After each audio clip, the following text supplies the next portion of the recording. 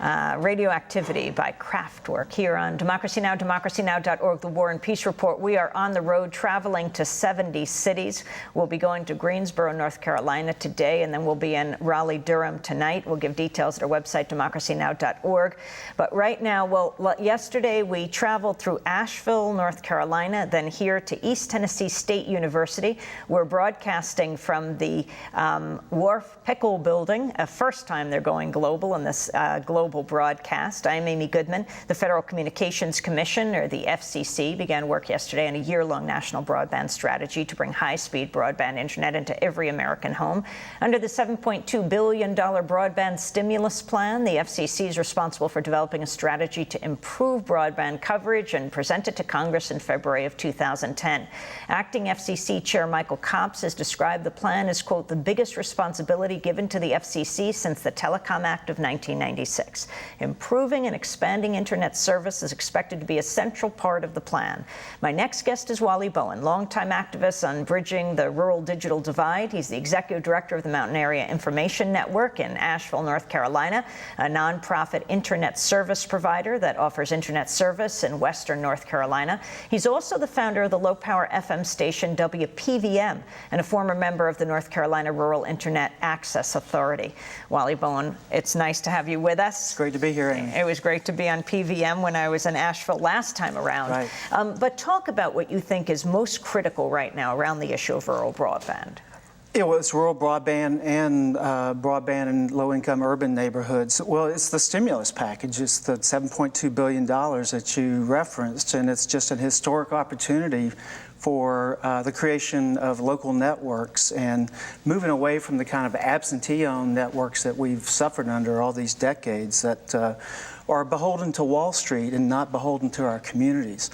And what's interesting about the $7.2 billion that has been allocated for in the stimulus bill for broadband build-out is that the regulation is written specifically for community-based groups. It's nonprofits, local and state governments are given priority for this funding. For-profit carriers, the Verizons and AT&Ts and the cable companies, have to show that they are working in the public interest before they're eligible for any of this funding for a particular project. So the door is wide open for the creation of community-based internet service providers, like what we've been doing in western North Carolina. Explain what Maine is.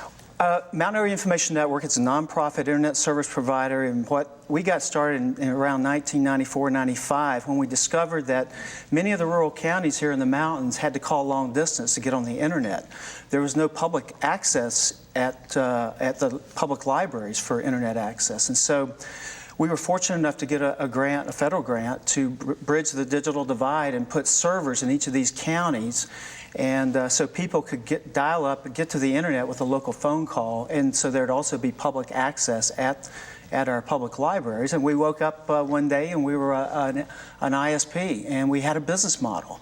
We had sustainable revenue.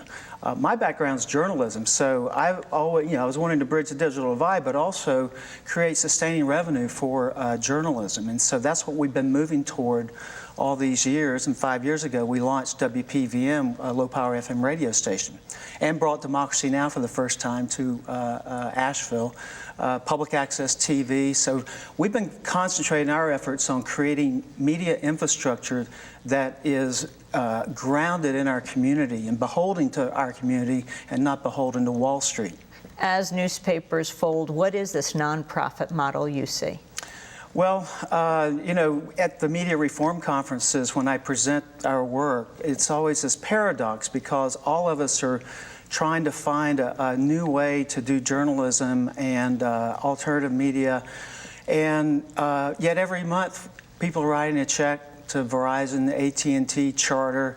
And so all those digital dollars are flowing out of our communities and going to these big companies that are working in the interests of Wall Street and not in the interests of democracy. And so what the community-based nonprofit ISP, Internet Service Provider, does is capture some of those digital dollars, keeps them in the community to support things like low-power FM radio, public access TV.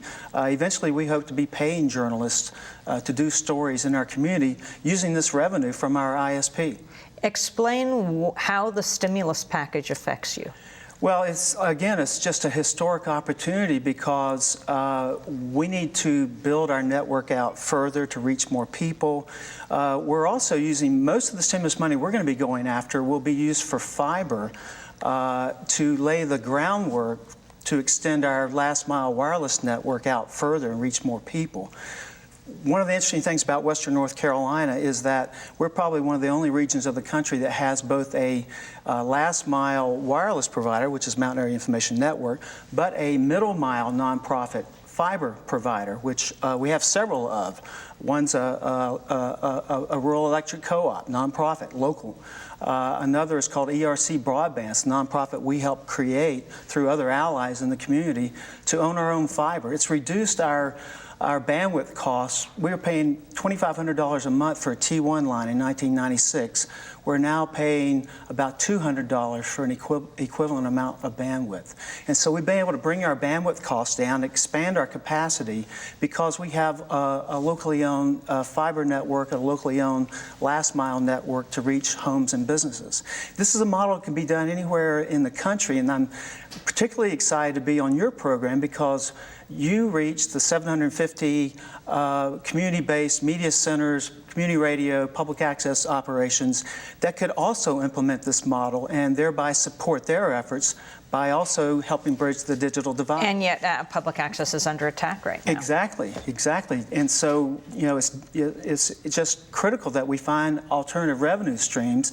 And here comes along the stimulus package, which is presenting that opportunity. One thing I'm concerned about is that and we just have 30 seconds. A lot of our colleagues in the media reform movement think that becoming an ISP is like rocket science. It's not. And so it's just a terrific opportunity. I've drafted about a 5,000-word cookbook for local broadband networks, which is going up on our website today, Mountain Area Information Network, Maine, main.nc.us, and maybe you could put it on the Democracy Now! We will website link to as it well. at democracynow.org. But it's a step-by-step process to show community radio, public access TV, community media centers around the country just how they can begin planning. The interesting thing about broadband stimulus is that the 3 windows for applications are June, November, and May of next year, so there's still time to plan for broadband stimulus. Well, I want to thank you for being with us. We will certainly link to your cookbook. What is it, a recipe book? It's a local broadband network cookbook, how to do it yourself. And we'll link to it at democracynow.org. As we wrap right here, Democracy Now! Produced by Mark Burke, Sharif Abdel-Qadoos, Aaron Mate, Angelique Kamet, Steve Martinez, Nicole Salazar, Honey Massoud, Elizabeth Press. Special thanks to Dennis Moynihan. Today in the afternoon, we'll be in Guilford College in Greensboro, then tonight in the Eno River Unitarian Church in Durham. I'm Amy Goodman. Thanks for joining us.